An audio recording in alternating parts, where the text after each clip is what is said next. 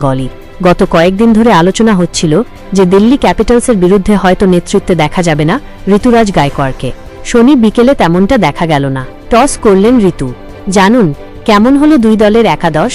ঋতুই captain, সিএসকেরও নেতৃত্বে ফিরলেন না ধোনি। রইল দুই দলের একাদশ। চেন্নাই দুর্গে মহেন্দ্র সিং ধোনি সিএসকে টিমকে নেতৃত্ব দিচ্ছেন।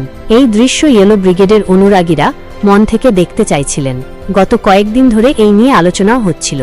সিএসকের ক্যাপ্টেন ঋতুরাজ গায়কোয়াড় চোট পেয়েছিলেন, যে কারণে শোনা যাচ্ছিল তার অনুপস্থিতিতে ধোনি যে দিল্লি ক্যাপিটালসের বিরুদ্ধে নেতৃত্ব দিতে পারেন। কিন্তু শনি বিকেলে সিএসকে ও দিল্লির টসের সময় তালকাটল সকলের, কারণ অক্ষর প্যাটেলের পাশে দাঁড়িয়ে টস করলেন ঋতুরাজ গায়কোয়াড়ই। তা থেকেই পরিষ্কার মাহিকে অন্তত আজকের ম্যাচে নেতৃত্বে দেখা যাবে না। চিপকে টস ভাগ্য সঙ্গ দেয়নি ঋতুরাজের। টস জেতেন দিল্লির ক্যাপ্টেন অক্ষর প্যাটেল। এরপর তিনি বলেন, আমরা প্রথমে ব্যাটিং করব।